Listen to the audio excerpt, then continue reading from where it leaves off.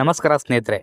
ಸ್ವಾತಂತ್ರ್ಯದ ನಂತರ ಭಾರತವು ಸ್ವಂತ ಪ್ರಧಾನಿ ರಾಷ್ಟ್ರಪತಿಗಳನ್ನು ಆಯ್ಕೆ ಮಾಡಿಕೊಂಡು ಸ್ವಂತ ಸರ್ಕಾರ ಹಾಗೂ ಸಂವಿಧಾನಗಳನ್ನು ರಚನೆ ಮಾಡಿಕೊಳ್ಳುತ್ತೆ. ಆದರೆ ಪಾಕಿಸ್ತಾನದಲ್ಲಿ ಹಾಗೆ ಆಗೋದಿಲ್ಲ. ಅಲ್ಲಿ ಸಂವಿಧಾನ ರಚನೆ ಆಗೋದಕ್ಕೆ ಸಾಕಷ್ಟು ಸಮಯ ಹಿಡಿಯುತ್ತೆ. ಅಲ್ಲಿವರೆಗೂ ಪಾಕಿಸ್ತಾನದಲ್ಲಿ ಬ್ರಿಟಿಷರ ಅಧೀನದಲ್ಲಿಯೇ ರಾಜಪ್ರಭುತ್ವ ಮಾದರಿಯ ಸರ್ಕಾರ ರಚನೆಯಾಗುತ್ತೆ. ಬ್ರಿಟಿಷ್ ರಾಜ ಅಥವಾ ರಾಣಿಯೇ ಪಾಕಿಸ್ತಾನದ ಮುಖ್ಯಸ್ಥರಾಗಿದ್ರು.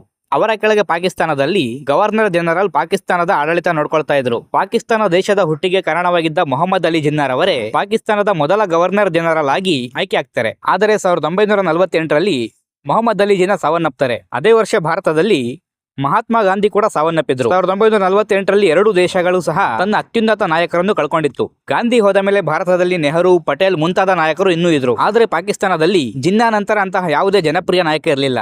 ಪೂರ್ವ ಬಂಗಾಳದ ಮುಖ್ಯಮಂತ್ರಿಯಾಗಿದ್ದ ಖ್ವಾಜಾ ನಜೀಮುದ್ದೀನ್ ರವರನ್ನು ಪಾಕಿಸ್ತಾನದ ಗವರ್ನರ್ ಜನರಲ್ ಮಾಡಲಾಗುತ್ತೆ ಹಾಗೂ ಲಿಯಾಖತ್ ಅಲಿ ಖಾನ್ ರವರನ್ನು ಪಾಕಿಸ್ತಾನದ ಮೊದಲ ಪ್ರಧಾನಮಂತ್ರಿ ಮಾಡಲಾಗುತ್ತೆ. ಇವರು ಮೂಲ ಪಾಕಿಸ್ತಾನದವರಲ್ಲ, ಭಾರತದ ಉತ್ತರ ಪ್ರದೇಶ ಮೂಲದವರಾದ ಇವರು ದೇಶ ವಿಭಜನೆ ನಂತರ ಪಾಕಿಸ್ತಾನ ಸೇರಿಕೊಳ್ತಾರೆ. ಹಾಗಾಗಿ ಪಾಕಿಸ್ತಾನದ ಸ್ಥಳೀಯ ನಾಯಕರು ಇವರಿಗೆ ಆಡಳಿತದಲ್ಲಿ ಸಹಕಾರ ಕೊಡ್ತಾ ಇರಲಿಲ್ಲ. ಅವರನ್ನು ಹೊರಗಿನವರ ಥರನೇ ನೋಡ್ತಾ ಇದ್ರು. ಆದಷ್ಟು ಬೇಗ ಪಾಕಿಸ್ತಾನಕ್ಕೆ ಒಂದು ಸಂವಿಧಾನ ರಚನೆ ಮಾಡುವುದು ಲಿಯಾಖತ್ ಅಲಿ ಖಾನ್ ರವರ ಆಸೆಯಾಗಿತ್ತು. ಆದರೆ ಆಗ ರಾಜ್ಯಗಳಿಗೆ ಹೆಚ್ಚು ಪವರ್ ಸಿಗಬೇಕು ಅಥವಾ ಕೇಂದ್ರ ಸರ್ಕಾರಕ್ಕೆ ಹೆಚ್ಚು ಪವರ್ ಸಿಗಬೇಕು ಎಂಬ ಗೊಂದಲ ಇತ್ತು. ಗಾತ್ರದಲ್ಲಿ ಪಶ್ಚಿಮ ಪಾಕಿಸ್ತಾನ ದೊಡ್ಡದಾಗಿದ್ರೂ ಸಹ ಹೆಚ್ಚು ಜನಸಂಖ್ಯೆ ಇದ್ದಿದ್ದು ಪೂರ್ವ ಪಾಕಿಸ್ತಾನದಲ್ಲಿ, ಅಂದ್ರೆ ಈಗಿನ ಬಾಂಗ್ಲಾದೇಶದಲ್ಲಿ. 55% ಇದ್ದ ಬಾಂಗ್ಲಾದೇಶಿಗರಿಗೆ ಹೆಚ್ಚು ಪವರ್ ಸಿಗುತ್ತೆ ಅನ್ನೋ ಕಾರಣದಿಂದ ಪಾಕಿಸ್ತಾನದ ಪಂಜಾಬ್ ಪ್ರಾಂತ್ಯದ ನಾಯಕರು ಬಾಂಗ್ಲಾದೇಶಿಗರಿಗೆ ಕಡಿಮೆ ಲೋಕಸಭಾ ಸ್ಥಾನಗಳನ್ನು ಕೊಡಲು ಹಠ ಹಿಡಿತಾರೆ. ಈ ಪರ ವಿರೋಧ ಚರ್ಚೆಗಳನ್ನು ಸರಿ ಮಾಡಿ ಸಂವಿಧಾನ ರಚಿಸಲು ದೇಶ ಸುತ್ತುತ್ತಿದ್ದ ಸಂದರ್ಭದಲ್ಲಿ ಪಾಕ್ ಪ್ರಧಾನಿ ಲಿಯಾಖತ್ ಅಲಿ ಖಾನ್ ರವರನ್ನು ಒಬ್ಬ ವ್ಯಕ್ತಿ ಗುಂಡಿಕ್ಕಿ ಹತ್ಯೆ ಮಾಡ್ತಾನೆ. ಅದರ ಕಾರಣ ಇಂದಿಗೂ ನಿಗೂಢ. ಅವರ ಸಾವಿನ ನಂತರ ಪಾಕಿಸ್ತಾನದ ಗವರ್ನರ್ ಜನರಲ್ ಆಗಿದ್ದ ಖ್ವಾಜಾ ನಜೀಮುದ್ದೀನ್ ರವರು ಪ್ರಧಾನಮಂತ್ರಿ ಆಗ್ತಾರೆ. ಖಾಲಿಯಾದ ಗವರ್ನರ್ ಜನರಲ್ ಸ್ಥಾನಕ್ಕೆ ಗುಲಾಂ ಮೊಹಮ್ಮದ್ ರವರು ಆಯ್ಕೆ ಆಗ್ತಾರೆ. ಆ ಸಮಯದಲ್ಲಿ ಅಹಮದಿಯ ಮುಸ್ಲಿಮರು ಹಾಗೂ ಸುನ್ನಿ ಮುಸ್ಲಿಮರ ಮಧ್ಯೆ ದಂಗೆ ಶುರುವಾಗುತ್ತೆ. ಅಹಮದಿಯರನ್ನು ಮುಸ್ಲಿಮರೇ ಅಲ್ಲ ಅಂತ ಡಿಕ್ಲೇರ್ ಮಾಡಲು ಸುನ್ನಿಗಳು ಆಗ್ರಹ ಮಾಡ್ತಾರೆ. ದಂಗೆ ವಿಕೋಪಕ್ಕೆ ಹೋಗುತ್ತೆ. ಅದನ್ನೇ ನೆಪ ಮಾಡಿಕೊಂಡು ಗವರ್ನರ್ ಜನರಲ್ ಗುಲಾಂ ಮೊಹಮ್ಮದ್ ರವರು ಖ್ವಾಜಾ ನಿಜಾಮುದ್ದೀನ್ ರವರನ್ನು ಪ್ರಧಾನಿ ಸ್ಥಾನದಿಂದ ಡಿಸ್ಮಿಸ್ ಮಾಡ್ತಾರೆ. ಮೊಹಮ್ಮದ್ ಅಲಿ ಭೋಗ್ರಾರನ್ನು ಪಾಕಿಸ್ತಾನದ ಪ್ರಧಾನಿ ಮಾಡ್ತಾರೆ. ಇವರ ಸಮಯದಲ್ಲಿ ಬಾಂಗ್ಲಾದೇಶದಲ್ಲಿ ವಿಧಾನಸಭಾ ಚುನಾವಣೆಗಳು ನಡೀತವೆ. ಬಂಗಾಳದ ಭಾಷೆ ಬಂಗಾಳಿ ಆದರೂ ಉರ್ದು ಭಾಷೆಯನ್ನು ಹೇರಲಾಗಿತ್ತು. ಬಂಗಾಳಿ ಭಾಷೆಯನ್ನು ಅಧಿಕೃತ ಭಾಷೆಯನ್ನಾಗಿ ಮಾಡದ ಕೇಂದ್ರ ಸರ್ಕಾರದ ವಿರುದ್ಧ ಬಂಗಾಳದ ಜನರು ವಿರೋಧ ಮಾಡ್ತಾ ಇದ್ರು. ಹಾಗಾಗಿ ಬಂಗಾಳದ ಚುನಾವಣೆಯಲ್ಲಿ ಮುಸ್ಲಿಂ ಲೀಗ್ ಪಕ್ಷ ಹೀನಾಯವಾಗಿ ಸೋಲುತ್ತೆ. ಬಂಗಾಳದಲ್ಲಿ ಸ್ಥಳೀಯ ಪಕ್ಷಗಳು ಸೇರಿ ರಚಿಸಿದ್ದ ಒಕ್ಕೂಟ ಅಧಿಕಾರ ಹಿಡಿಬೇಕಾಗಿತ್ತು. ಆದರೆ ಚುನಾವಣೆ ನಂತರ ನಡೆದ ದಂಗೆಯ ನೆಪವೊಡ್ಡಿ ಪಾಕಿಸ್ತಾನದ ಕೇಂದ್ರ ಸರ್ಕಾರ ಚುನಾವಣೆಯನ್ನು ರದ್ದು ಮಾಡಿ ರಾಜ್ಯಪಾಲರ ಆಡಳಿತ ಹೇರುತ್ತೆ.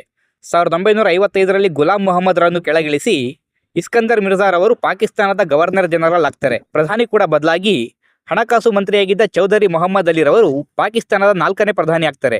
1956ರ ಹೊತ್ತಿಗೆ ಪಾಕಿಸ್ತಾನಕ್ಕೆ ಸಂವಿಧಾನ ರಚನೆಯಾಗಿತ್ತು.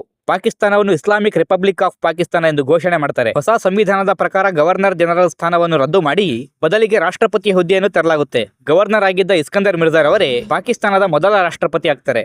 ಆದರೆ ಮುಂಚೆ ಇದ್ದಷ್ಟು ಪವರ್ ರಾಷ್ಟ್ರಪತಿಗೆ ಇರೋದಿಲ್ಲ, ಲಿಮಿಟೆಡ್ ಪವರ್ ಕೊಟ್ಟಿರ್ತಾರೆ. ಭಾರತದ ರೀತಿಯಲ್ಲಿ ಪಾರ್ಲಿಮೆಂಟ್ಗೆ ಹೆಚ್ಚು ಪವರ್ ಸಿಕ್ಕಿರುತ್ತೆ. ಆದರೆ ರಾಷ್ಟ್ರಪತಿ ಇಸ್ಕಂದರ್ ಮಿರ್ಜಾ ಬಗ್ಗೋಕೆ ರೆಡಿ ಇರಲಿಲ್ಲ. ಸಂಸತ್ತು ಏನೇ ನಿರ್ಧಾರ ಕೈಗೊಂಡ್ರು ಅದರಲ್ಲಿ ತಲೆ ಹಾಕ್ತಾ ಇದ್ರು, ತಡೆಯುವಂತಹ ಪ್ರಯತ್ನ ಪಡ್ತಾ ಇದ್ರು. ಸಾಕಷ್ಟು ಸರ್ಕಾರಗಳನ್ನು ಡಿಸ್ಮಿಸ್ ಮಾಡ್ತಾ ಹೋಗ್ತಾ ಇದ್ರು. ಆ ಸಮಯದಲ್ಲಿ ಹುಸೇನ್ ಶಾಹಿದ್ ಸುಹ್ರಾವರ್ದಿ, ಇಬ್ರಾಹಿಂ ಇಸ್ಮಾಯಿಲ್ ಚಂದ್ರೀಗರ್, ಸರ್ಫರೋಜ್ ಖಾನ್ ನೂನ್ ರವರು ಪ್ರಧಾನಿಗಳಾಗಿ ಬದಲಾಗ್ತಾರೆ. ಪಾಕಿಸ್ತಾನದಲ್ಲಿ ಅರಾಜಕತೆ ಸೃಷ್ಟಿಯಾಗುತ್ತೆ. ರಾಷ್ಟ್ರಪತಿ ಸರ್ವಾಧಿಕಾರಿಯಾಗಿ ಬದಲಾಗ್ತಾ ಹೋಗ್ತಾ ಇದ್ರು. ಆ ಹೊತ್ತಿಗೆ ಪಾಕಿಸ್ತಾನದ ಮಿಲಿಟರಿ ಜನರಲ್ ಆಗಿದ್ದ ಅಯೂಬ್ ಖಾನ್ ರವರು ಸರ್ಕಾರವನ್ನು ತಮ್ಮ ಹಿಡಿತಕ್ಕೆ ತಗೊಳ್ತಾರೆ. ಇಸ್ಕಂದರ್ ಮಿರ್ಜಾರನ್ನು ಇಳಿಸಿ ತಾವೇ ಖುದ್ದು ರಾಷ್ಟ್ರಪತಿಯಾಗಿ 11 ವರ್ಷಗಳ ಕಾಲ ಪಾಕಿಸ್ತಾನದಲ್ಲಿ ಮಿಲಿಟರಿ ಸರ್ಕಾರವನ್ನು ನಡೆಸ್ತಾರೆ. ಆ ಸಮಯದಲ್ಲಿ ಪ್ರಧಾನಮಂತ್ರಿಯ ಸ್ಥಾನ ರದ್ದು ಮಾಡಲಾಗಿತ್ತು.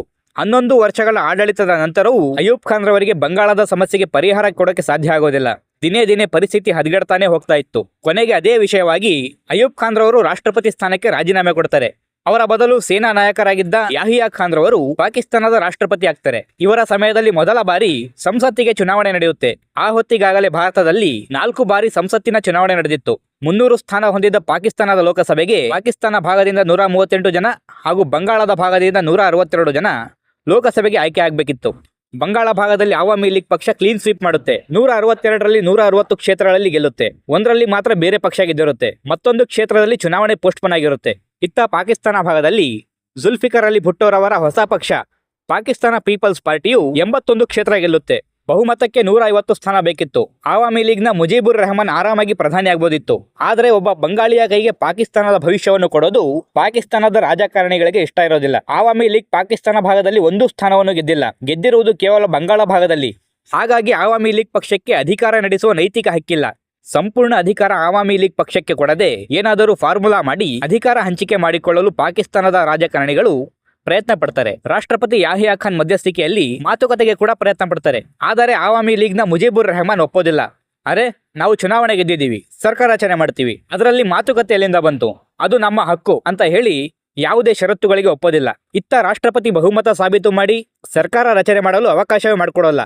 ಕೊನೆಗೆ ಪಾಕಿಸ್ತಾನದ ಜೊತೆಗೆ ನಮ್ಮ ಭವಿಷ್ಯವಿಲ್ಲ ಎಂದು ಅರಿತ ಮುಜೀಬುರ್ ರೆಹಮಾನ್ ಪ್ರತ್ಯೇಕ ದೇಶಕ್ಕಾಗಿ ಹೋರಾಡ್ತಾರೆ. ಹಲವು ದಂಗೆ, ಸಾವು ನೋವುಗಳ ನಂತರ ಇಂದಿರಾ ಗಾಂಧಿ ಆದೇಶದಂತೆ ಭಾರತದ ಸೇನೆಯು ಪಾಕಿಸ್ತಾನದೊಂದಿಗೆ ಯುದ್ಧ ಮಾಡಿ ಪ್ರತ್ಯೇಕ ಬಾಂಗ್ಲಾದೇಶದ ಉದಯಕ್ಕೆ ಕಾರಣವಾಗುತ್ತೆ. ಭಾರತದೊಂದಿಗೆ ಯುದ್ಧದ ಸೋಲಿನ ನಂತರ ಪಾಕ್ ಸೇನೆ ಕೆಲ ವರ್ಷ ರಾಜಕೀಯದಲ್ಲಿ ತಲೆ ಹಾಕೋದಿಲ್ಲ.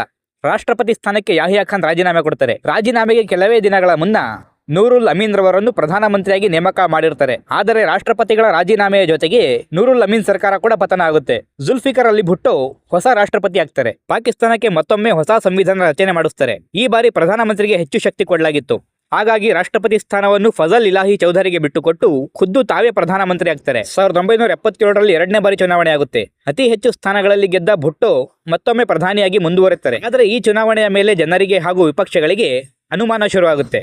ಕೆಲವೊಂದು ಕ್ಷೇತ್ರಗಳಲ್ಲಿ ಎಷ್ಟು ಮತದಾರರು ಇರ್ತಾರೋ ಅದಕ್ಕಿಂತ ಹೆಚ್ಚು ಓಟುಗಳು ಭುಟ್ಟೋ ಪಕ್ಷಕ್ಕೆ ಬಿದ್ದಿದ್ವು. ವಿರೋಧ ಪ್ರತಿಭಟನೆಗಳು ಹೆಚ್ಚಾಗಿ ಕೊನೆಗೆ ಸೇನೆ ಮತ್ತೊಮ್ಮೆ ಮಧ್ಯಪ್ರವೇಶ ಮಾಡಿ ಸರ್ಕಾರವನ್ನು ರದ್ದು ಮಾಡಿ ಸೇನೆಯ ಜನರಲ್ ಮೊಹಮ್ಮದ್ ಜಿಯಾವುಲ್ ಹಕ್ ರವರು ರಾಷ್ಟ್ರಪತಿ ಆಗ್ತಾರೆ. ಭುಟ್ಟೋರನ್ನು ಅರೆಸ್ಟ್ ಮಾಡಿ ವಿಚಾರಣೆಗೆ ಒಳಪಡಿಸ್ತಾರೆ. ಕೊನೆಗೆ ಅಪರಾಧ ಸಾಬೀತಾಗಿ ಭುಟ್ಟೋಗೆ ಮರಣದಂಡನೆ ಶಿಕ್ಷೆ ಆಗುತ್ತೆ. 1979ರಲ್ಲಿ ಇವರನ್ನು ನೇಣಿಗೆ ಹಾಕಲಾಗುತ್ತೆ. 10 ವರ್ಷ ರಾಷ್ಟ್ರಪತಿಯಾಗಿದ್ದ ಜಿಯಾವುಲ್ ಹಕ್ ಕಾಲದಲ್ಲಿ ಪಾಕಿಸ್ತಾನದ ದಿಕ್ಕೇ ಬದಲಾಗುತ್ತೆ. ಇಸ್ಲಾಮಿಕ್ ಮೂಲಭೂತವಾದಿಯಾಗಿದ್ದ ಇವನು ಪಾಕಿಸ್ತಾನದಲ್ಲಿ ಇಸ್ಲಾಮೀಕರಣ ಮಾಡಲು ಪ್ರಯತ್ನ ಪಡ್ತಾನೆ. ಅಲ್ಲಿಯವರೆಗೂ ಸಾಮಾನ್ಯವಾಗಿದ್ದ ಪಾಕಿಸ್ತಾನದ ಪರಿಸ್ಥಿತಿ ಹದಗೆಡುತ್ತಾ ಹೋಗುತ್ತೆ. ಶಾಲಾ ಕಾಲೇಜುಗಳಲ್ಲಿ ಆಗ ಹುಡುಗಿಯರು ಜೀನ್ಸ್ ಧರಿಸುವುದು ಸಾಮಾನ್ಯ ಆಗಿತ್ತು. ಇವನು ಬಂದ ನಂತರ ಪಾಶ್ಚಿಮಾತ್ಯ ಬಟ್ಟೆ ಧರಿಸುವುದನ್ನು ನಿಷೇಧ ಮಾಡ್ತಾನೆ. ಬುರ್ಖಾ ಕಡ್ಡಾಯ ಮಾಡ್ತಾನೆ. 1985ರವರೆಗೂ ಸೇನೆಯ ಮೂಲಕ ಆಡಳಿತ ಮಾಡಿದ್ದ ಈತ 1985ರಲ್ಲಿ ಚುನಾವಣೆ ಮಾಡಿಸ್ತಾನೆ. ಆದರೆ ಈ ಚುನಾವಣೆಯಲ್ಲಿ ಯಾವುದೇ ಪಕ್ಷ ಸ್ಪರ್ಧೆ ಮಾಡುವಂತೆ ಇರಲಿಲ್ಲ. ಹಾಗಾಗಿ ಎಲ್ಲರೂ ಪಕ್ಷೇತರ ಅಭ್ಯರ್ಥಿಗಳೇ ಗೆದ್ದಿದ್ರು. ಚುನಾವಣೆ ನಂತರ ಅಷ್ಟೇನು ಪ್ರಭಾವಿಯೂ ಪ್ರಖ್ಯಾತನೂ ಅಲ್ಲದ ಮೊಹಮ್ಮದ್ ಖಾನ್ ಜುನೇಜರನ್ನು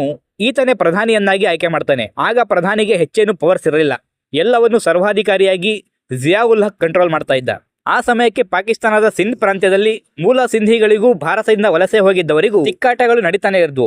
ಇದನ್ನು ತಡೆಯುವಲ್ಲಿ ಪ್ರಧಾನಿ ವಿಫಲರಾಗ್ತಾರೆ. ಹಾಗೂ ದೇಶದಲ್ಲಿ ನಶಾವಸ್ತುಗಳ ಕಳ್ಳ ಸಾಗಾಣಿಕೆ ಹಾಗೂ ಭ್ರಷ್ಟಾಚಾರ ಜಾಸ್ತಿ ಆಗ್ತಾನೆ ಹೋಗುತ್ತೆ. ರಾಷ್ಟ್ರಪತಿ ಜಿಯಾವುಲ್ ಹಕ್ ತಾವೇ ಆಯ್ಕೆ ಮಾಡಿದ ಸರ್ಕಾರವನ್ನು ಡಿಸ್ಮಿಸ್ ಮಾಡಿ ಮತ್ತೆ ಸೇನೆಗೆ ಅಧಿಕಾರ ಕೊಡ್ತಾರೆ. ಇದಾದ 3 ತಿಂಗಳಲ್ಲಿ ಈತ ಕೂಡ ವಿಮಾನ ಅಪಘಾತದಲ್ಲಿ ಸಾವನ್ನಪ್ತಾನೆ. ಇವನ ನಂತರ ರಾಷ್ಟ್ರಪತಿಯಾಗಿ ಬಂದ ಗುಲಾಂ ಇಶಾಕ್ ಖಾನ್ ದೇಶಕ್ಕೆ ಹೊಸದಾಗಿ ಚುನಾವಣೆ ಘೋಷಣೆ ಮಾಡ್ತಾನೆ. ಈ ಹೊತ್ತಿಗೆ ರಾಜಕೀಯ ಪ್ರವೇಶ ಮಾಡಿ ಜನಪ್ರಿಯತೆ ಗಳಿಸಿದ್ದ ಮಾಜಿ ಪ್ರಧಾನಿ ಭುಟ್ಟೋರವರ ಪುತ್ರಿ ಬೆನಜೀರ್ ಭುಟ್ಟೋರವರು ದೇಶಾದ್ಯಂತ ಬಹುಮತ ಪಡ್ಕೊಳ್ತಾರೆ. ಪಾಕಿಸ್ತಾನಕ್ಕೆ ಬೆನಜೀರ್ ಭುಟ್ಟೋ ಮೊದಲ ಮಹಿಳಾ ಪ್ರಧಾನಿಯಾಗಿ ಆಯ್ಕೆಯಾಗ್ತಾರೆ. ಇವರು ಪ್ರಪಂಚದ ಯಾವುದೇ ಇಸ್ಲಾಮಿಕ್ ದೇಶಕ್ಕೆ ಆಯ್ಕೆಯಾದ ಮೊದಲ ಮಹಿಳಾ ನಾಯಕಿಯಾಗಿದ್ದಾರೆ.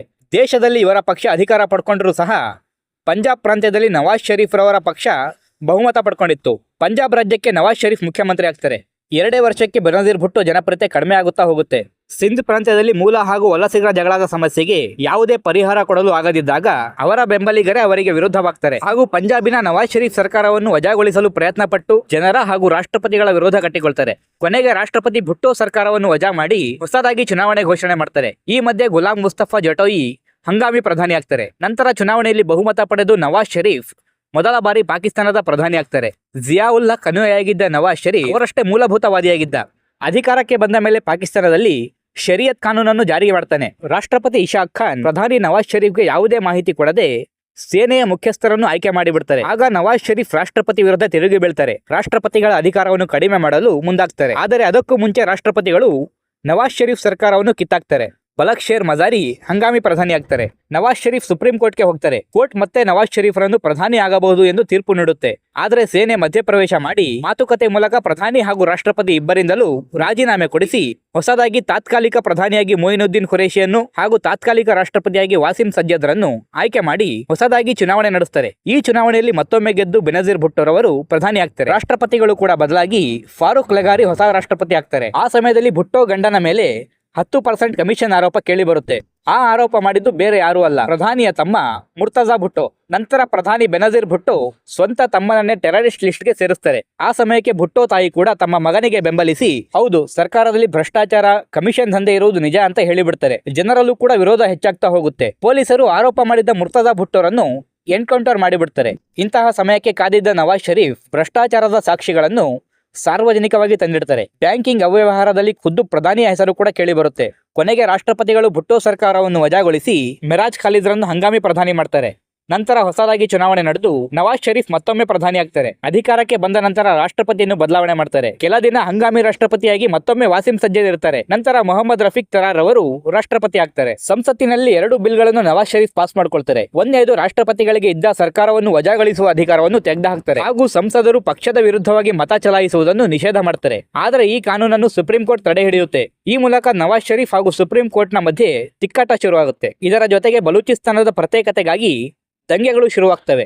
ಭಾರತ ಪರಮಾಣು ಪರೀಕ್ಷೆಯಲ್ಲಿ ಯಶಸ್ವಿಯಾದ ಕೆಲವೇ ವರ್ಷದಲ್ಲಿ ಪಾಕಿಸ್ತಾನವು ಕೂಡ ಪರಮಾಣು ದೇಶವಾಗುತ್ತೆ. ಅದಾದ ನಂತರ ಪಾಕಿಸ್ತಾನಕ್ಕೆ ಸಪೋರ್ಟ್ ಮಾಡುತ್ತಿದ್ದ ದೇಶಗಳು ಹಣಕಾಸಿನ ಪೂರೈಕೆ ನಿಲ್ಲಿಸ್ತವೆ. ದೇಶದ ಒಳಗೆ ನಮಗೆ ಊಟಕ್ಕೆ ಗತಿ ಇಲ್ಲ, ಪರಮಾಣು ಇಟ್ಕೊಂಡು ಏನು ಮಾಡೋದು ಅಂತ ವಿರೋಧವೇ ಹೆಚ್ಚಾಗುತ್ತೆ.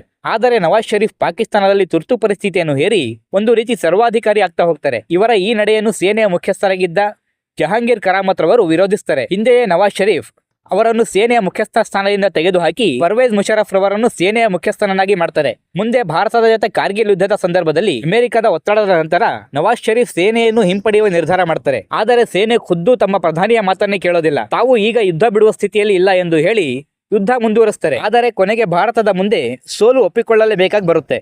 ತಮ್ಮ ಮಾತನ್ನು ಧಿಕ್ಕರಿಸಿ ಯುದ್ಧ ಮಾಡಿದ ಪರ್ವೇಜ್ ಮುಷರಫ್ ರವರನ್ನು ನವಾಜ್ ಶರೀಫ್ ಅಧಿಕಾರದಿಂದ ಇಳಿಸಲು ಆದೇಶ ಮಾಡ್ತಾರೆ. ಆ ಸಂದರ್ಭದಲ್ಲಿ ಪರ್ವೇಜ್ ಮುಷರಫ್ ದೇಶದಲ್ಲಿ ಇರೋದಿಲ್ಲ. ನವಾಜ್ ಶರೀಫ್ ನಿರ್ಧಾರವನ್ನು ಸೇನೆ ಒಪ್ಪೋದಿಲ್ಲ.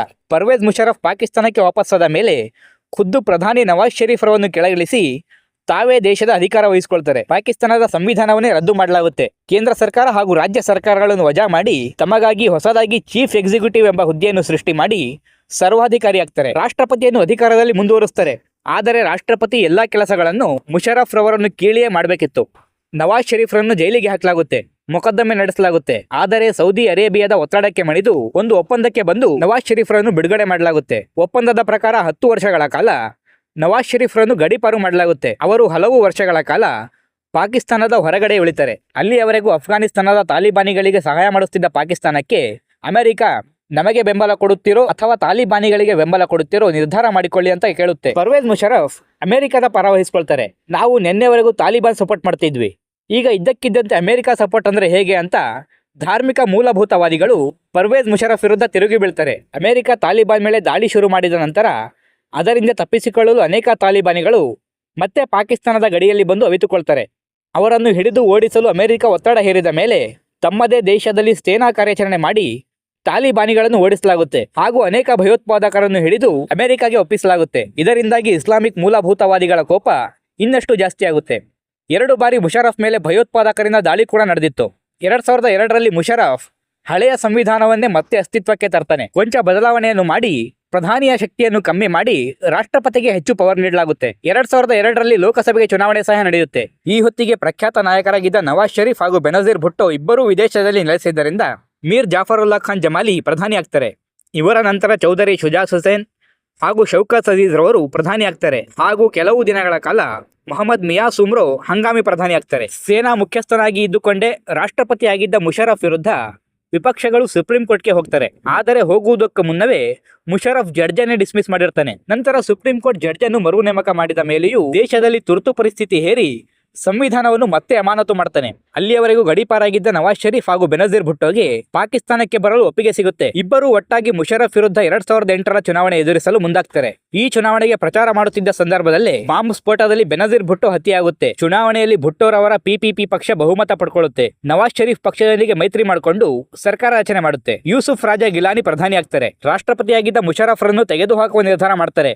ಆದರೆ ಅದಕ್ಕೂ ಮುಂಚೆಯೇ ಮುಷರಫ್ ತಾನಾಗಿಯೇ ರಾಜೀನಾಮೆ ಕೊಡ್ತಾನೆ. ಹಂಗಾಮಿ ರಾಷ್ಟ್ರಪತಿಯಾಗಿ ಮೊಹಮ್ಮದ್ ಮಿಯಾ ಸುಮ್ರೋ ಆಯ್ಕೆ ಆಗ್ತಾರೆ. ನಂತರ ಬೆನಜೀರ್ ಭುಟ್ಟೋ ಗಂಡ ಆಸಿಫ್ ಅಲಿ ಜರ್ದಾನಿಯನ್ನು ರಾಷ್ಟ್ರಪತಿ ಮಾಡಲಾಗುತ್ತೆ. 2000ನೇ ಇಸವಿಯಲ್ಲಿ ನವಾಜ್ ಶರೀಫ್ ಮೇಲೆ ನಡೆದ ಮೊಕದ್ದಮೆಯ ನಂತರ ಅವರ ಮೇಲೆ ಯಾವುದೇ ಸರ್ಕಾರದ ಹುದ್ದೆ ಅಲಂಕರಿಸದಂತೆ ನಿಷೇಧ ಹೇರಲಾಗಿತ್ತು. ಆ ನಿಷೇಧವನ್ನು 2008ರಲ್ಲಿ ಸುಪ್ರೀಂ ಕೋರ್ಟ್ ತೆಗೆದುಹಾಕುತ್ತೆ. ರಾಷ್ಟ್ರಪತಿ ವಿರುದ್ಧ ತನಿಖೆ ನಡೆಸಲು ಪ್ರಧಾನಿ ಯೂಸುಫ್ ರಾಜಾ ಗಿಲಾನಿ ಅವರಿಗೆ ಸುಪ್ರೀಂ ಕೋರ್ಟ್ ಸೂಚಿಸುತ್ತೆ. ಆದರೆ ಏನೂ ಕ್ರಮ ಕೈಗೊಳ್ಳದ ಪ್ರಧಾನಿಯನ್ನು ಸುಪ್ರೀಂ ಕೋರ್ಟ್ ನ್ಯಾಯಾಂಗ ನಿಂದನೆ ಆರೋಪದಲ್ಲಿ ದೋಷಿ ಎಂದು ತೀರ್ಪು ನೀಡುತ್ತೆ. ಪ್ರಧಾನಿ ಬದಲಾವಣೆಯಾಗಿ ರಾಜಾ ಪರ್ವೇಜ್ ಅಶ್ರಫ್ ರವರು ಪ್ರಧಾನಿ ಆಗ್ತಾರೆ. ಇವರ ನಂತರ ಹಂಗಾಮಿ ಪ್ರಧಾನಿಯಾಗಿ ಮೀರ್ ಹಸನ್ ಖಾನ್ ಖಾಸೋ ಆಯ್ಕೆ ಆಗ್ತಾರೆ. 2013ರ ಚುನಾವಣೆಯಲ್ಲಿ ಬಹುಮತ ಪಡೆದ ನವಾಜ್ ಶರೀಫ್ ಮತ್ತೊಮ್ಮೆ ಪ್ರಧಾನಿ ಆಗ್ತಾರೆ. 2013ರಲ್ಲಿ ರಾಷ್ಟ್ರಪತಿ ಕೂಡ ಬದಲಾಗಿ ಮಮ್ನೂನ್ ಹುಸೇನ್ ರಾಷ್ಟ್ರಪತಿ ಆಗ್ತಾರೆ. ಈ ಬಾರಿ ನವಾಜ್ ಶರೀಫ್ ತಮ್ಮ ಕಟ್ಟರ್ ಇಸ್ಲಾಮಿಕ್ ನೀತಿಯನ್ನು ಬಿಟ್ಟು ಉದಾರೀಕರಣಕ್ಕೆ ಒತ್ತು ಕೊಡ್ತಾರೆ. ನೆರೆಹೊರೆಯ ದೇಶಗಳೊಂದಿಗೆ ವ್ಯಾಪಾರ ವಹಿವಾಟು ಹೆಚ್ಚಿಸಲು ಪ್ರಯತ್ನ ಪಡ್ತಾರೆ. ಭಾರತದ ಜೊತೆಗೆ ಕೂಡ ವ್ಯಾಪಾರ ವಿನಿಮಯಕ್ಕೆ ಮಾತುಕತೆ ಮಾಡ್ತಾರೆ. ಆದರೆ ಅದು ಸಾಧ್ಯ ಆಗೋದಿಲ್ಲ. ಈ ಮಧ್ಯೆ 2015ರಲ್ಲಿ ಪನಾಮಾ ಪೇಪರ್ಸ್ ಲೀಕ್ ನಲ್ಲಿ ನವಾಜ್ ಶರೀಫ್ ಹಾಗೂ ಅವರ ಕುಟುಂಬಸ್ಥರ ಹೆಸರು ಕೇಳಿಬರುತ್ತೆ. ಭ್ರಷ್ಟಾಚಾರ ಆರೋಪದಲ್ಲಿ ಸುಪ್ರೀಂ ಕೋರ್ಟ್ ಮತ್ತೆ ನವಾಜ್ ಶರೀಫ್ ರವರನ್ನು ಯಾವುದೇ ಹುದ್ದೆ ಅಲಂಕರಿಸದಂತೆ ನಿಷೇಧ ಹೇರುತ್ತೆ. ನವಾಜ್ ಶರೀಫ್ ಕುಟುಂಬದೊಂದಿಗೆ ವಿದೇಶಕ್ಕೆ ಗಡಿಪಾರು ಆಗ್ತಾರೆ. ಅವರ ಬದಲಿಗೆ ಶಾಹಿದ್ ಖಖಾಂ ಅಬ್ಬಾಸಿ ರವರು ಪ್ರಧಾನಿ ಆಗ್ತಾರೆ. ಇವರ ನಂತರ ನಾಸಿರುಲ್ ಮುಲ್ಕ್ ಕೆಲ ದಿನ ಹಂಗಾಮಿ ಪ್ರಧಾನಿ ಆಗ್ತಾರೆ. 2018ರ ಚುನಾವಣೆಯಲ್ಲಿ ಕ್ರಿಕೆಟಿಗ ಇಮ್ರಾನ್ ಖಾನ್ ಪಕ್ಷ ಮೈತ್ರಿ ರಚಿಸಿ ಪಾಕಿಸ್ತಾನದಲ್ಲಿ ಅಧಿಕಾರಕ್ಕೆ ಬರುತ್ತೆ. ಇಮ್ರಾನ್ ಖಾನ್ ಪಾಕಿಸ್ತಾನದ ಪ್ರಧಾನಿ ಆಗ್ತಾರೆ. ಆರಿಫ್ ಆಲ್ವಿ ರಾಷ್ಟ್ರಪತಿ ಆಗ್ತಾರೆ. ಇಮ್ರಾನ್ ಖಾನ್ ಸಮಯದಲ್ಲಿ ಭಾರತದ ಮೇಲೆ ಪುಲ್ವಾಮಾ ಅಟ್ಯಾಕ್ ಆಗುತ್ತೆ. ಪ್ರತ್ಯುತ್ತರವಾಗಿ ಭಾರತ ಪಾಕಿಸ್ತಾನದ ಬಾಲಾಕೋಟ್ ಮೇಲೆ ದಾಳಿ ಮಾಡಿ ಟೆರರಿಸ್ಟ್ಗಳನ್ನು ಹೊಡೆದು ಹಾಕುತ್ತೆ. ಆಗ ಕೆಲವು ಭಯೋತ್ಪಾದಕರನ್ನು ಬಂಧಿಸಿ ಉಗ್ರ ಶಿಕ್ಷಣ ಕೇಂದ್ರಗಳನ್ನು ಮುಚ್ಚಿಸಿ ನಾವು ಭಯೋತ್ಪಾದಕರ ವಿರುದ್ಧ ಇದ್ದೇವೆ ಎಂದು ಇಮ್ರಾನ್ ಖಾನ್ ತೋರಿಸಿಕೊಳ್ತಾರೆ. 2022ರಲ್ಲಿ ಮೈತ್ರಿಯಲ್ಲಿ ಬದಲಾವಣೆಯಾಗಿ ಇಮ್ರಾನ್ ಖಾನ್ ಅಧಿಕಾರ ಕಳ್ಕೊಳ್ತಾರೆ. ಶಾಬಾಜ್ ಶರೀಫ್ ಪ್ರಧಾನಿ ಆಗ್ತಾರೆ. ಕೆಲವು ತಿಂಗಳು ಹಂಗಾಮಿ ಪ್ರಧಾನಿಯಾಗಿ ಅನ್ವರುಲ್ ಹಕ್ ಕಾಕರ್ ಆಯ್ಕೆ ಆಗ್ತಾರೆ. ಕಳೆದ ವರ್ಷ ನಡೆದ ಲೋಕಸಭಾ ಚುನಾವಣೆಯಲ್ಲಿ ಶಾಬಾಜ್ ಶರೀಫ್ ಮತ್ತೊಮ್ಮೆ ಪ್ರಧಾನಿಯಾಗಿ ಆಯ್ಕೆಯಾಗಿದ್ದಾರೆ ಹಾಗೂ ಆಸಿಫ್ ಅಲಿ ಜರ್ದಾನಿ ಮತ್ತೊಮ್ಮೆ ರಾಷ್ಟ್ರಪತಿಯಾಗಿದ್ದಾರೆ. ಪಾಕಿಸ್ತಾನಕ್ಕೆ ಇದುವರೆಗೂ 4 ಜನರು ಗವರ್ನರ್ ಜನರಲ್ ಆಗಿ, 15 ಜನರು ರಾಷ್ಟ್ರಪತಿಗಳಾಗಿ, 20 ಜನರು ಪ್ರಧಾನಮಂತ್ರಿಗಳಾಗಿ ಹಾಗೂ 8 ಜನರು ಹಂಗಾಮಿ ಪ್ರಧಾನಮಂತ್ರಿಗಳಾಗಿ ಕೆಲಸ ಮಾಡಿದ್ದಾರೆ. ಸೊ ಇದಾಗಿತ್ತು ಸ್ನೇಹಿತರೆ ಪಾಕಿಸ್ತಾನದ ರಾಜಕೀಯ ಇತಿಹಾಸ ಹಾಗೂ ಅಲ್ಲಿನ ಪ್ರಧಾನಮಂತ್ರಿಗಳು ಹಾಗೂ ರಾಷ್ಟ್ರಪತಿಗಳ ಬಗ್ಗೆ ತಿಳಿಸಿಕೊಡುವಂತಹ ಪ್ರಯತ್ನ. ನಮ್ಮ ವರದಿ ಇಷ್ಟ ಆಗಿದ್ರೆ ಲೈಕ್ ಮಾಡಿ, ಶೇರ್ ಮಾಡಿ ಹಾಗೂ ನಮ್ಮ ಚಾನಲ್ ಅನ್ನು ಸಬ್ಸ್ಕ್ರೈಬ್ ಮಾಡ್ಕೊಳ್ಳಿ.